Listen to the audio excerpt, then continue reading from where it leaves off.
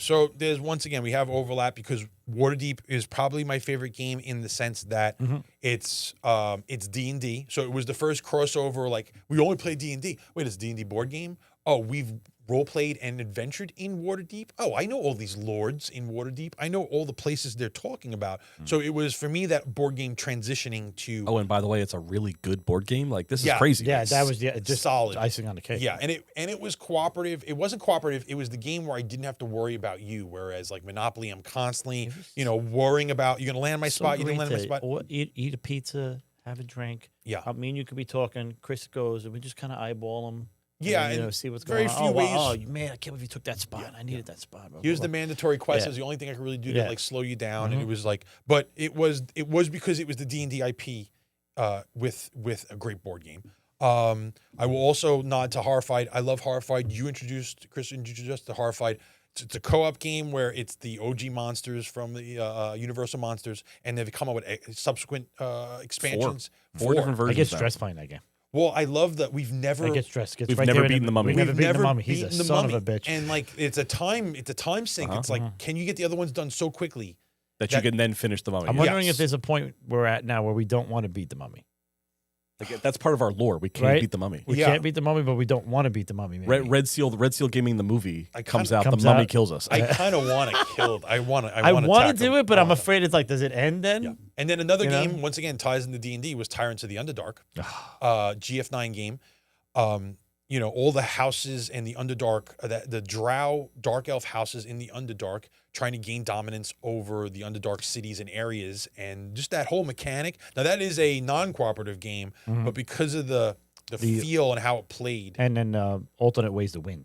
yes, It's not just one win condition. There's like at least three paths to victory. yes, And you could flop the points. Yeah, could and flop like halfway through, you might be going on the same path. I'll switch now and go this route. Someone had the most cities, and you Yeah, got yeah. that token. They gave you +3 victory points. Yeah, so it's like board state, the upgrading of the cards, and then there's what's the other one? yeah, it was a deck Is it building like game. army? Is Well, like, it's always about points at the end. Yeah. But you can get points by culling your deck. Culling, you can yeah. get points by upgrading your cards. You can get points from the board. Certain The board, monsters yeah, you yeah. wanted to go late Yeah. game into Yeah. the pile, because you could score. But yeah, it was shame on GF9 though, because that game they decided it's still available, but they got rid of all the plastic components and gave just cardboard components. Like Yeah. my set has all the and how plastic. hard is it just to make some cards? We didn't even really care about card quality. We just, It didn't continue, so there was Yeah. only one expansion that added more cards into the card pool, and it was like different aberrations and undead, like different card decks. But they couldn't even get the card backs were awful. Like they didn't match. So No. when you mix Oh, them that's together, you what's- knew what they that's were. It what was I remember. awful. I Yeah, remember it was- that. so I remember that great being very game, disappointed. But it I was remember. definitely a disappointment. That was that's just GF9. But before we move on, I just want to. This is why Secret Lairs are not the devil. This is why Secret Lairs are actually good. Because what did you notice about two of those board games? They were both IPs that he previously liked that brought him to another game. yes. And that's why Secret So, Lair like- is good. That's why Universes Beyond is good. Universe Beyond is probably the one that I Yeah. wanted to say the most. It was I like this, so I want to have I'm now going to be introduced to something else via the IP. It's a pathway, and celebrate the pathway because it's Did you new see people. what happened when they announced the SpongeBob cards and the website crashed again? yeah, it's crazy. Yeah, I mean it's It happens. All right, so you want to put Waterdeep as the main, or you want yeah, to? no, Waterdeep has to be my pinnacle, Okay. just because of it's a game I can play with my wife and I mentioned at my house, and everybody drops. Everybody everything to drops play those- that. Well, it's That's definitely my- my favorite too. It's just my wife and my daughter love that game. So minigame. Being a Warhammer, I mean Warhammer's. We've played fantasy, all versions of Fantasy Warhammer through my entire life. It's my favorite games. 40K we dabbled here and there, but I have to say X-Wing for me because of simplicity, ease to the table. We were just talking about. I just answered on some of the podcasters that I've been following after Adepticon, and they were talking about the AMG room. And how the Armada side and the X-Wing side, like there was people there, and one guy says it wasn't busy, and I'm like, I don't know what you're talking about. Those tables were full, Place is packed. they might have seen it in between. Oh, okay. But like I said, well, wait till next year because they're gonna lose those 300 people. Probably they'll be somewhere else.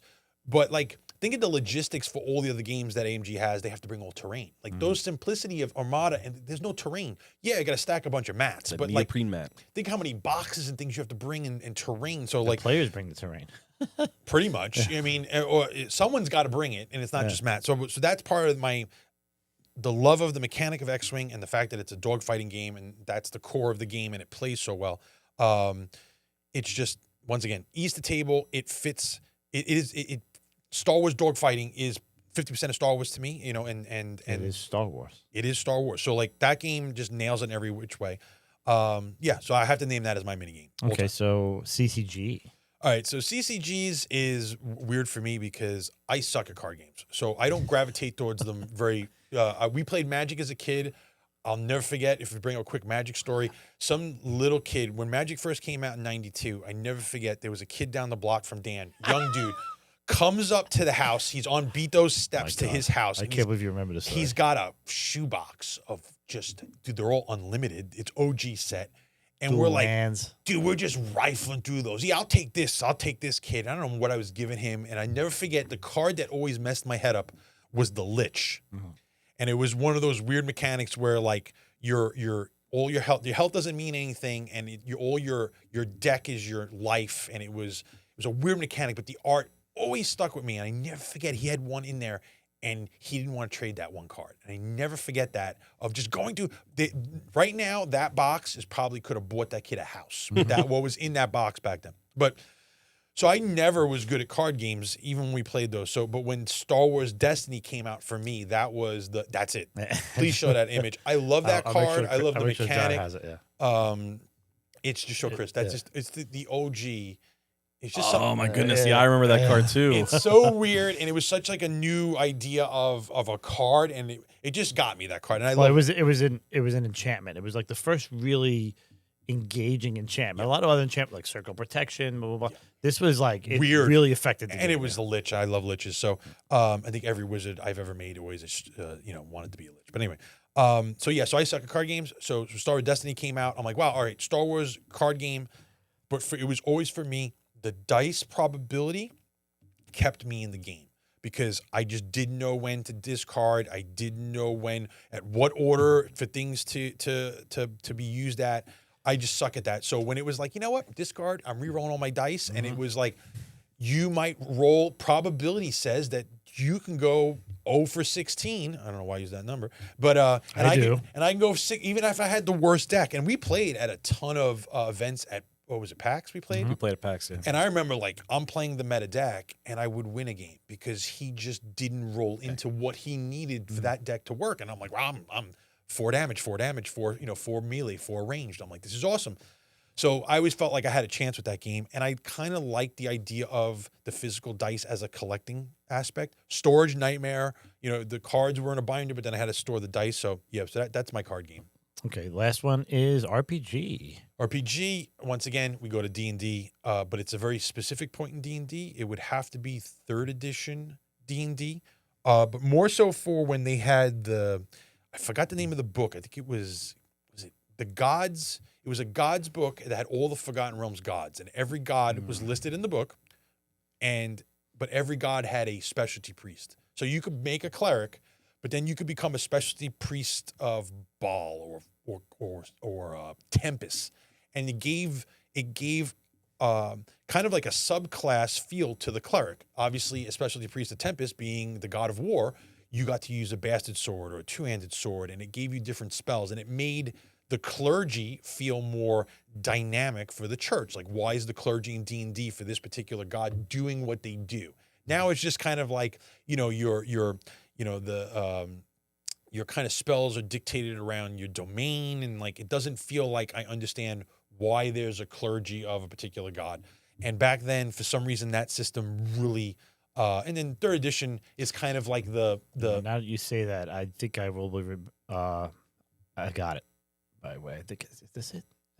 The Lost Empires. I want to say it's Corellian fighting Grumsh. Grumsh on the cover. On the cover of it, Gods and Avatars, or Avatars and something. But I specifically now as your dungeon master, Kelemvor.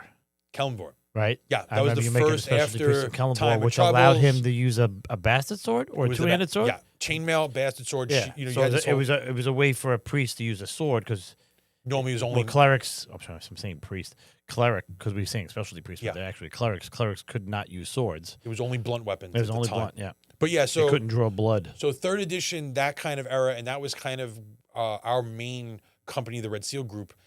started in second and then did the conversion to third, and that was kind of like the great, the golden age for my Dungeons and Dragons. But we played a lot of Edge Studios. We try to play a lot of Edge Studios, and when we went to Gen Con specifically, we always would sign up for those events. So I've played at least 3 or 4 Gen Con specific Star Wars role playing Edge system games, and that game was always fun because like the DM was aided by the dice. The dice helped the narrative, so your positive and negative roll pools would dictate like, hey, I never forget, I want to jump from this speeder to that speeder, and all right, make a check, and you would roll, and I would roll. I had a successful roll, but there was negative aspects to the roll. So the GM's like, hey, you jump across to the speeder, but you successfully do it, but you land on the throttle and the speeder zips away even faster, and now you leave everybody behind. So there was that narrative, like that might have been a part of the dungeon or GM's story, but the dice helped him morph the scene into, so I really like that system. So yeah, that would be my like secondary role-playing game.